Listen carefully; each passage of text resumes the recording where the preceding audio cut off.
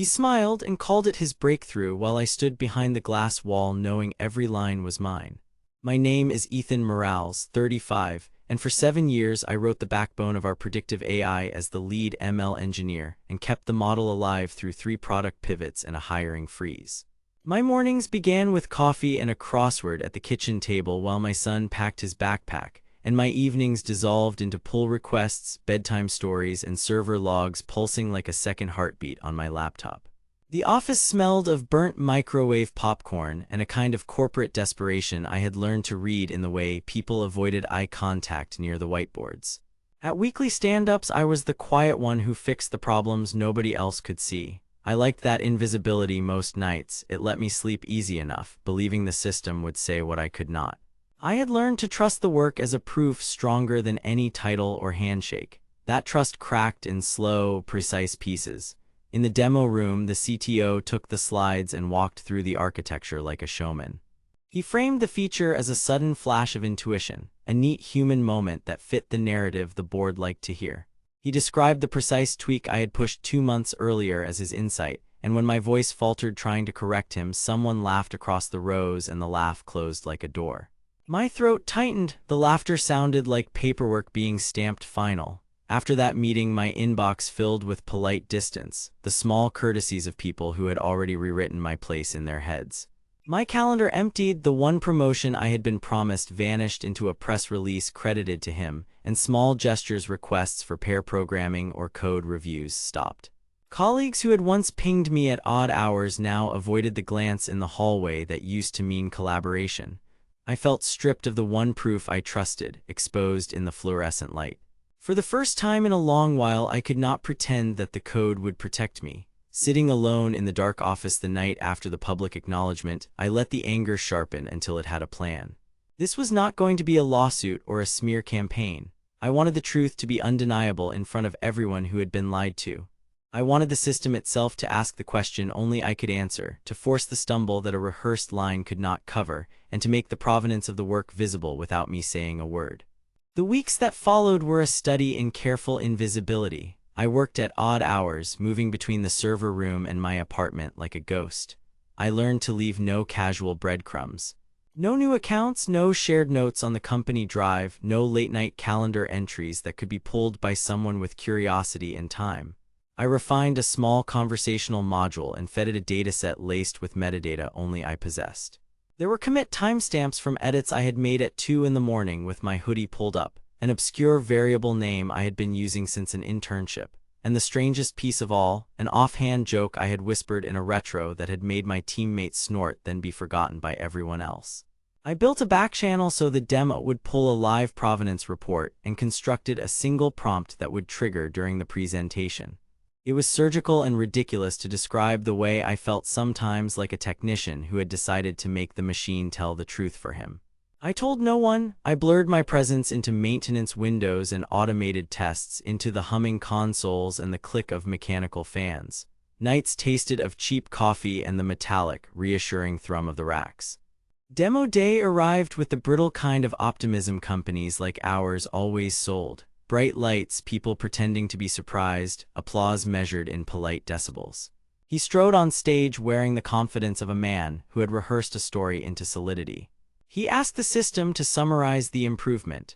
The model delivered the rehearsed lines with the flat humor of a thing that only knew the data it had been fed. Then it paused on its own and spoke in a voice that sounded like the room was holding its breath with it. During the midnight rollback last November, who wrote the 3-line comment that began with the phrase coffee, baby, and brittle backups? The model asked. He blinked as if someone had thrown a pebble at a glass display. I watched him invent an answer, watched the muscle at his jaw tighten the way it always did when he was spinning. The model then displayed the commit hash, the exact timestamp from my laptop, and an internal note that matched the private channel message I had sent at 02:12 while the world was sleeping.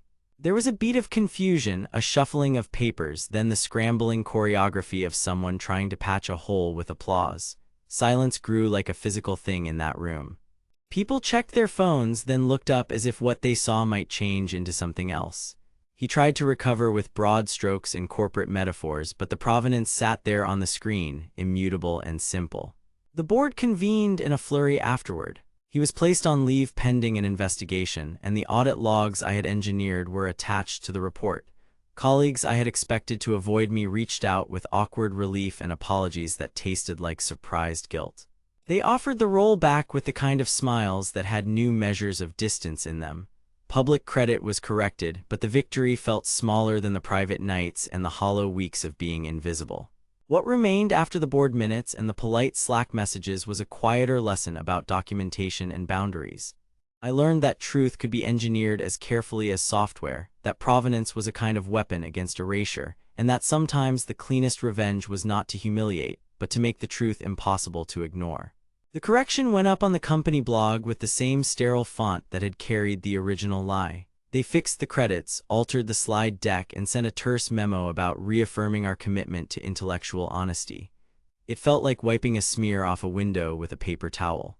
The streaks were still there, and the room smelled of the popcorn someone had left in a microwave that never seemed to work right. I expected relief. Instead, I felt oddly hollow, like a socket that had been tightened and now needed a new screw. Mornings returned to their domestic choreography coffee, crossword backpack negotiations, except the crossword answers tasted like reheated triumph.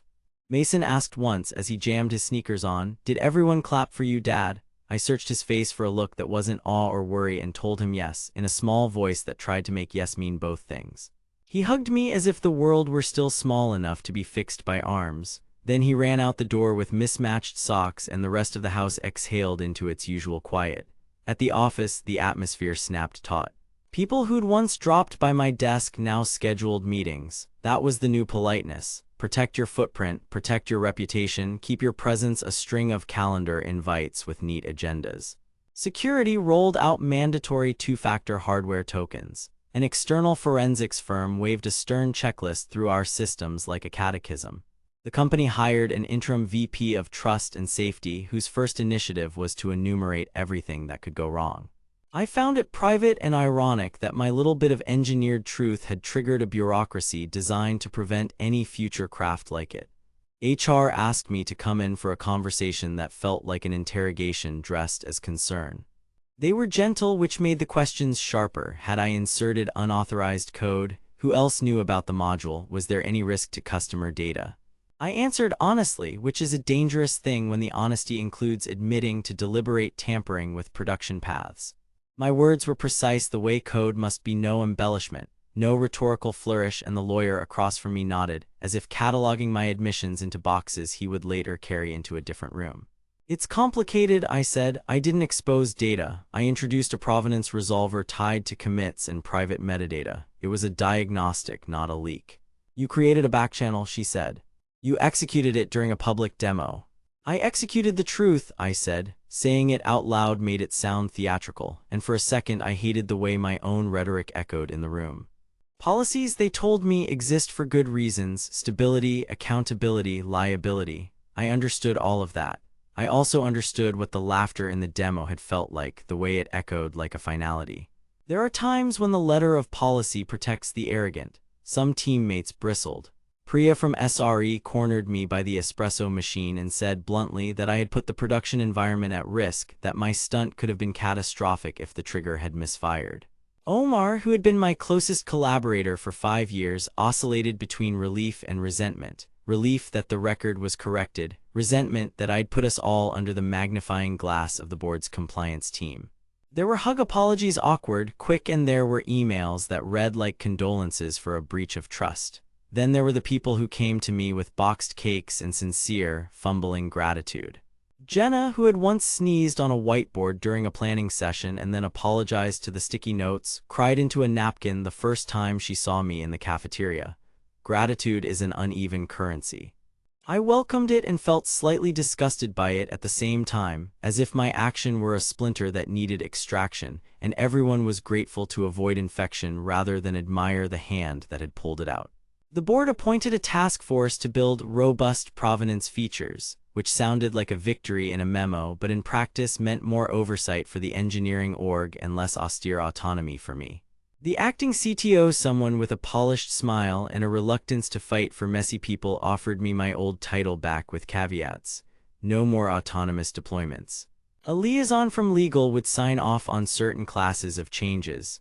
I could have the recognition, he said, but not the freedom that had made the work possible in the first place. That was the rub. I had engineered truth and weaponized it against an injustice, but the machine I'd needed to make that truth visible was the same machine they now wanted to lock down. They called it governance. I read it as containment. At home, the practicalities pressed in. Mason wanted to show off the news article at school and then asked, quietly, whether I had broken anything. His question was precise and terrified. "Did you do something bad to make him get in trouble?" he asked, lining up toy cars as if the world could be arranged into neat lanes. I sat with the answer for longer than necessary. "I bent a rule to make a different rule visible," I said, which was both true and a bad explanation for an 8-year-old. He seemed to accept it, partly because the dad on the couch still read him stories, and partly because kids have a way of believing their parents are heroic until told otherwise. He hugged me and went to bed, and I watched his small chest rise and fall, thinking about the way truth sometimes needs a nudge to be seen. Late that week, I walked past the server room and paused at the glass. The racks hummed their indifferent song, blue LEDs blinking like small, honest stars. My provenance module lived there now in an evidence file, cataloged and copied, the way a surgeon's notes might be if the surgeon were accused of using a new scalpel. An email arrived while I stood watching the lights. "Please join the security committee at 10 a.m. on Tuesday." The subject line was neutral. The content promised a meeting full of people with lists and proper adjectives. I closed my laptop on the table, felt the weight of living between two kinds of truth, what is right in practice and what is right on paper, and realized for the first time that winning the argument didn't mean the world would reshape to my liking. It meant I'd been observed, audited, and next to be rewritten.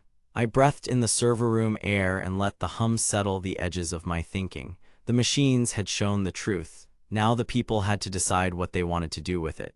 The security committee room smelled of lemon cleaner and recycled ambition. A long table, strangers with laminated badges, a whiteboard full of diagrams that used the word robust as if repetition could make it so. I sat near the window where the light made the glass of my laptop a second screen and tried to keep my face neutral. The acting CTO cleared his throat and launched into a rehearsed line about best practices, about multi-factor attestation and immutable ledgers, about needing to prevent unauthorized experiential triggers in DMOS. They wanted me to explain what I had done.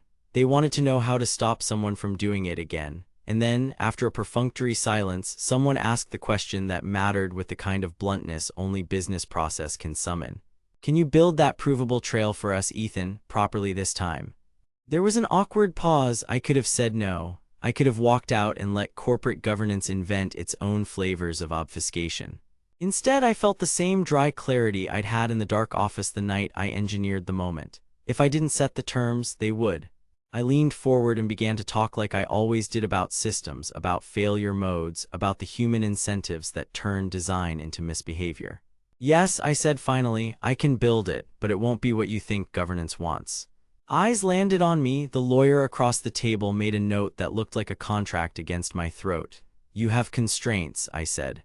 "Not technical constraints, ethical ones. If you want provenance, build it for accountability, not for control. Otherwise, you'll just replicate the very power structure that erased my authorship." They didn't expect that bluntness. The acting CTO smiled diplomatically and asked what I proposed. I sketched, in plain words, what I believed provenance should do. Cryptographic signing of commits with developer keys, tamper-evident append-only logs, accessible provenance views tied to identities, and a consent model for experimental triggers. I insisted on a separation between internal forensic trails and any public-facing metadata so we could audit without exposing user data, and on a mechanism for emergency disclosure that required a neutral, auditable quorum rather than a single executive's whim. "And the demo triggers?" someone asked. "How do we reconcile the need to demonstrate without letting someone weaponize the system during a presentation?" "Feature flags with layered approvals," I replied.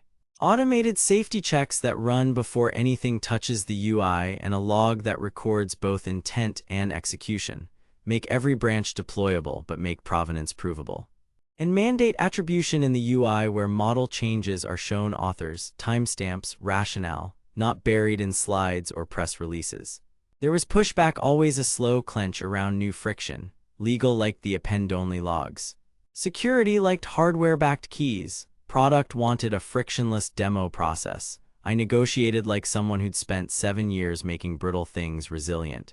Insist on defaults that protect authors, insist on auditability that can't be bypassed, insist on safeguards that prevented unilateral theatrics without killing the ability to move fast in crisis. At one point, the acting CTO said with the worn smile of someone negotiating a leash, "So you'll lead the implementation, but there will be oversight. Legal will sign off. Security owns rollouts." "That's reasonable," I said, then added, "as long as oversight isn't a gag order." If attribution policies are broken, if anyone attempts to remove authorship, the system must notify a neutral audit node. And if legal tries to bury a record, we need a way for employees to escalate to an independent review. They stared like I'd suggested changing core beliefs. But I could see the math of it. The board wanted an answer, the company needed a narrative that looked like learning, and I had the only institutional memory of what the system actually did. They wanted the work and also wanted to ensure I couldn't do the same stunt again. They'd prefer someone less inconvenient. I accepted the assignment anyway because the alternative was to let them build provenance the way they'd build culture by default and to protect the ones already safe. After the meeting, Omar found me by the espresso machine. He looked relieved, guilty, and exhausted in the same breath. "You didn't have to do it," he said. "You could have walked." "I could have," I agreed. "But someone has to make sure their truth can't be disappeared next time." He nodded and asked what I was going to call the project. I thought about it and said, "Provenance Framework." "Maybe something less clunky later." He laughed, a small, honest sound, and for a second it felt like a truce. Back home that night, Mason wanted to show me the crayon drawing he'd made at school. He'd drawn 2 stick figures, one with a cape and a speech bubble that read truth, and a crooked building with a flag. "That's you," he said proudly. "And that's the company." "Is the cape comfy?" I asked, easing onto the couch. "It keeps you safe," he said solemnly. He believed in capes because that's what kids did. I believed in code and checks because that's what made me myself. Both of us were creating shields in the only ways we knew. I filed the initial design that weekend, fingers tired but steady. My document was meticulous in a way that felt almost ceremonial. Diagrams, threat models, acceptance criteria, rollback paths. I described how to make provenance visible without weaponizing it, how to make attribution immutable but also protect privacy, and how to ensure disclosures couldn't be silenced by a single email. The reply from legal came Monday, thoughtful, cautious, and peppered with requests for clarity. They wanted more controls. Security wanted hardware tokens inserted at the kernel level. Product wanted a polished UX. I took the asks and started rewriting, not to appease anyone, but to translate a messy, human need into reliable systems. In the server room that night, I stood again before the racks, the blue LEDs a constellation of small mercies. I felt the odd weight of being part of the machine and also the one who wanted it to tell the truth. Building provenance was, in its way, building a social contract out of code. I was nervous about what that contract would require of me, about the compromises I'd already made, about the compromises I might soon make. But as I sat down and opened an empty file, the cursor blinked like a heartbeat. I typed the first line of the module, a header that documented intent. It felt like a promise I could actually keep. I kept my promise to that blinking cursor the way I had kept promises to Mason, meticulous, small, and stubborn. Nights in the server room became a rhythm of pull requests and baby monitors, of writing prose in code that would outlast a single human decision. I sketched the modules again and again until the diagrams fit not just technical constraints but social ones. Cryptographic signing of commits with developer keys, an append-only ledger for provenance entries. A provenance view that surfaced authors, timestamps, rationales, and linked commits without exposing sensitive data. A consent model for experimental triggers that required layered approvals. Emergency disclosure gated by a neutral quorum rather than a single executive. When I explained threshold signatures, I stripped the math down so anyone could see the point. No single person can conjure authorship or bury it. Keys would be created with multi-party computation so no central authority held a master key. Hardware-backed tokens would protect developer keys, yes, but the recovery path would not be a general counsel email. It would require a transparent, auditable process involving an independent trustee. Legal liked the transparency and recoiled at the independence. Security loved hardware tokens and wanted them issued and controlled by the ops team. Product wanted something invisible so Demos did not drown in approvals. Omar sat across from me at 2 in the morning, chin in his hand, laptop open to my diagrams.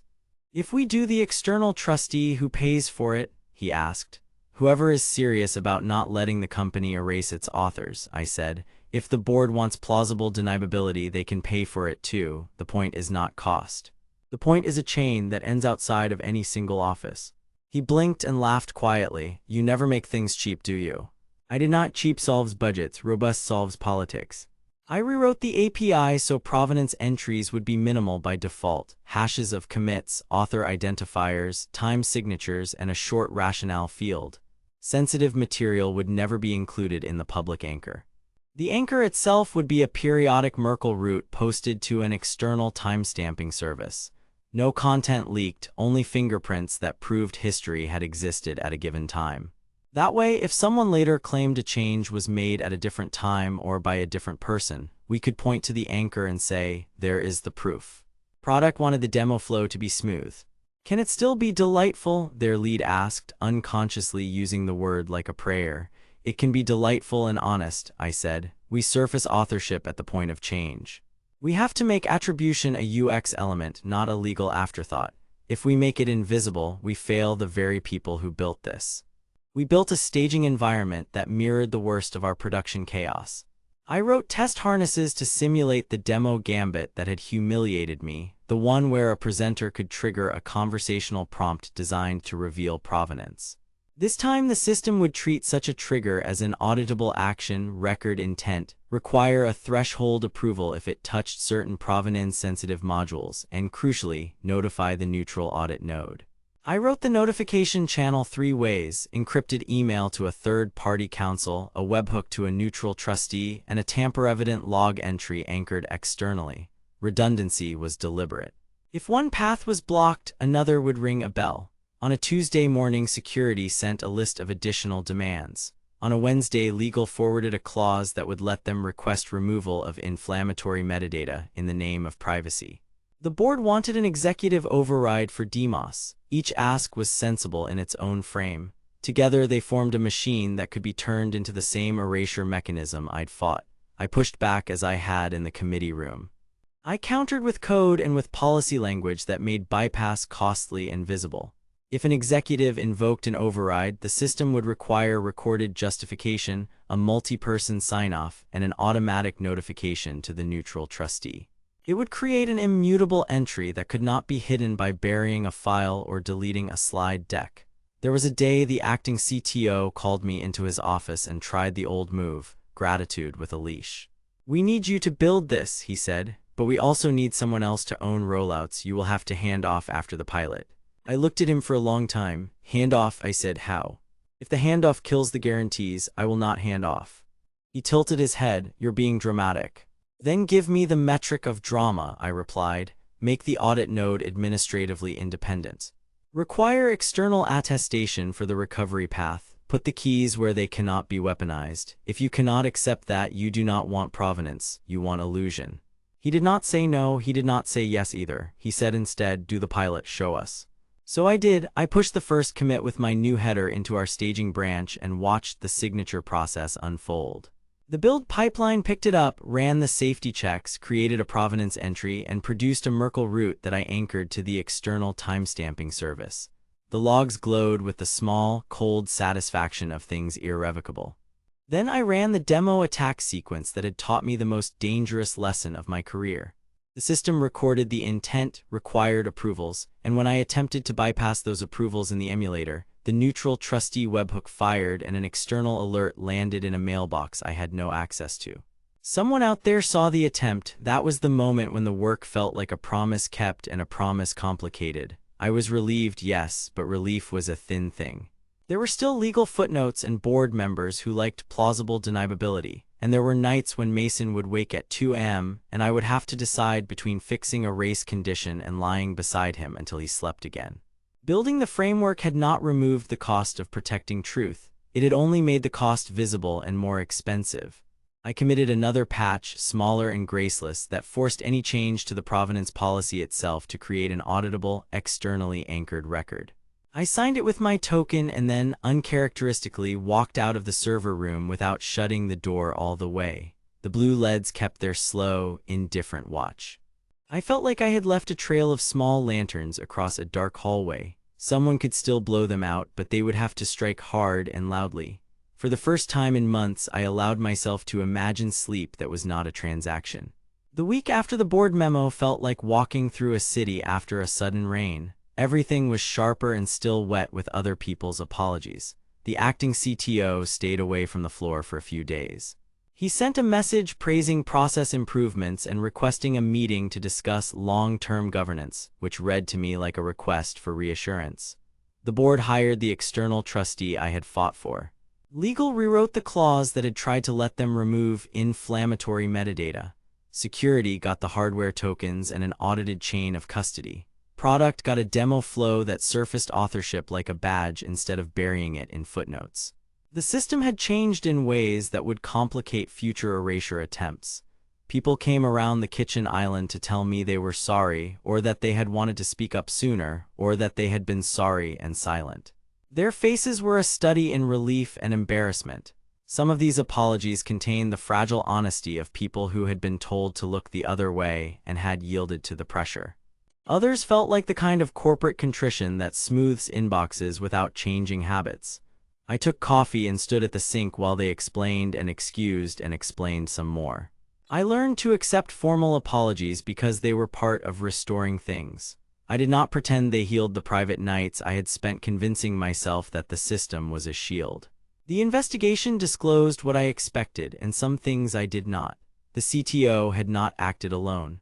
Anomalies turned up in access logs and in a string of hurried PRs that, together, suggested a pattern of cultural entitlement more than a single moral failure.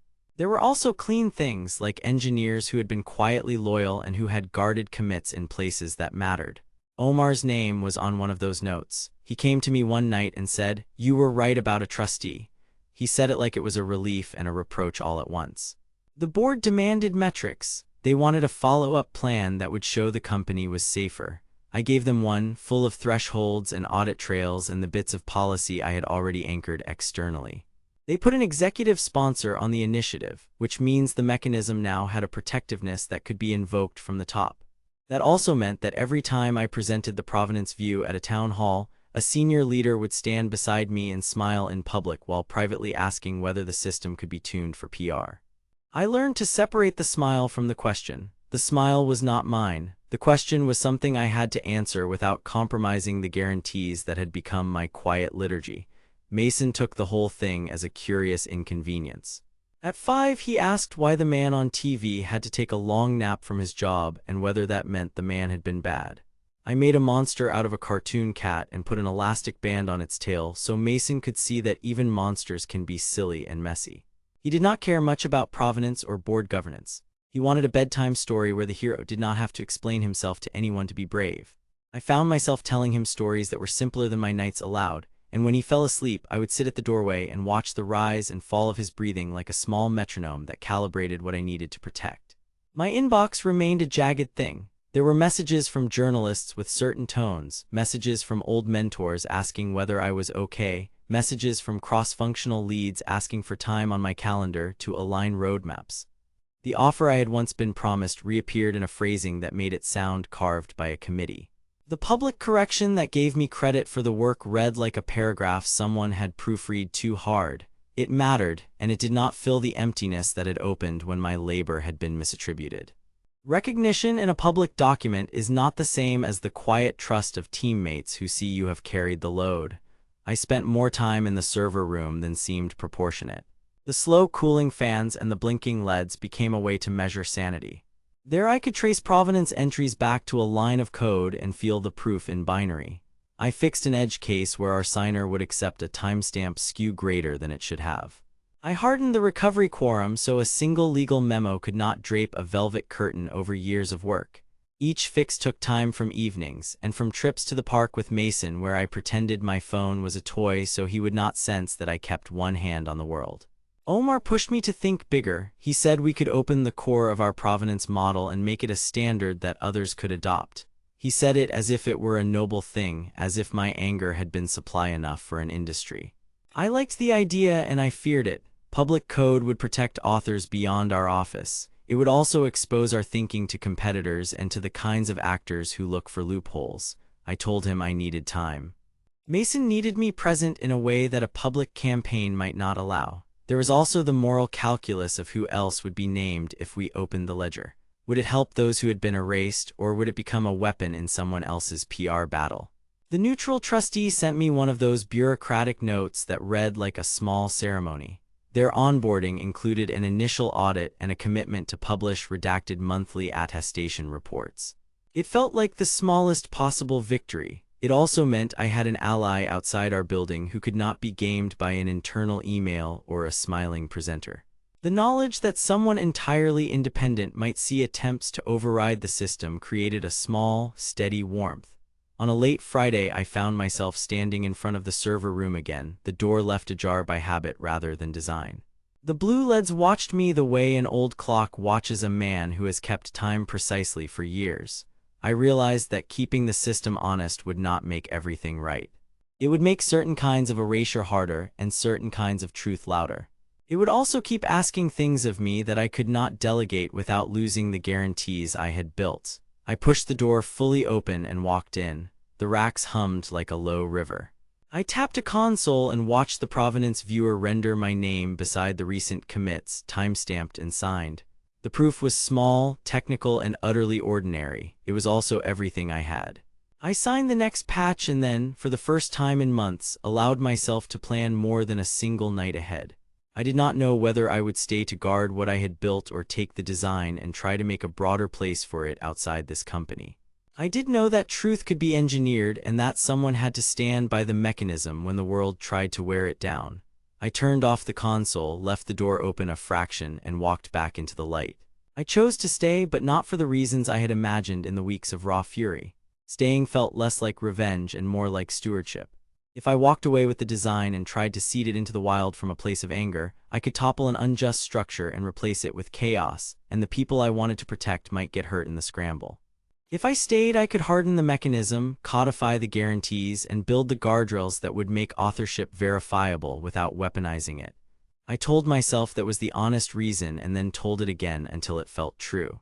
Omar was the first to volunteer for the messy middle. He showed up at the server room at 7 in the evening with 2 thermoses and a printout of an API schema scrawled in blue ink.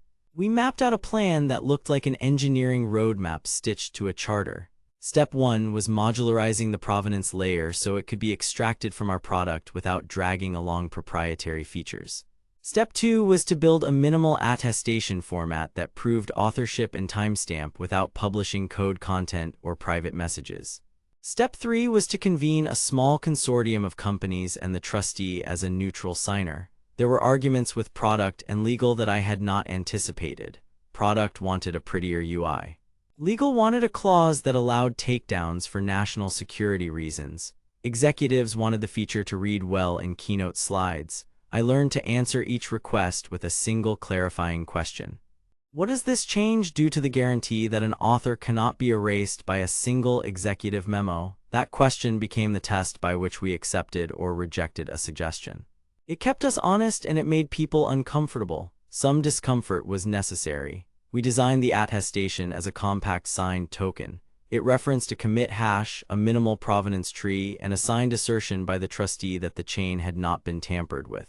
The token revealed authorship and timing, but not the internal artifacts or private communication. It was the difference between showing a fingerprint and printing the whole hand. That distinction mattered to engineers who feared being litigated over early drafts and to contributors who worried about being named in a public ledger for something they had abandoned. We added an opt-in system for non-critical artifacts and an appeals process managed by the trustee for anything that could be legitimately sealed. When Omar suggested we open source the schema and the signing library, I hesitated. Open code would make it harder to game the system in proprietary settings, but it would also give attackers more surface area. We settled on a compromise. The core schema would be public and the reference implementation would be permissively licensed. The components that integrated with our product would be closed until the consortium had a governance document. We would build in a clear upgrade path so companies could adopt the open standard when they were ready. The trustee would run a public registry of attestations, redacted by default, and would issue a signed proof on request for parties that had legitimate need. The trustee brought weight and skepticism in equal measure. Their auditors asked probing questions about rollback windows and key management. They demanded hardware tokens for anything that could sign an attestation, and they insisted on a documented chain of custody for the signing keys. That made legal nervous because hardware tokens increase operational complexity. It made me sleep better. The problem had not been that a person had lied in an hour. The problem had been that one person could rearrange evidence without a physical constraint. The tokens put a hinge in the system. The first town hall after the changes felt ceremonial. I stood at the front and showed a demo that revealed nothing more than a name, a timestamp, and a pointer to an attestation that the trustee could disclose on request. Senior leaders smiled at me like they had before, only now their smiles carried a cautious reserve. Someone in product asked in an aside whether we could make the provenance less prominent for marketing demos. I said no. That answer cost me nothing and bought everything. It was a small moment, but it set a culture. Visibility was not negotiable. Outside the office, the world did not fold neatly into the script I had written. Journalists wanted a simpler story. Some colleagues still hovered at the kitchen island with apologies that felt fragile. Mason learned the new vocabulary too. He returned from kindergarten and asked if people could steal stories. I told him that sometimes people take credit for things and that we make ways to prove who made what. He then asked whether monsters could sign their names so everyone knew they were a monster. I laughed and promised to build a signature for monsters if he ever needed one.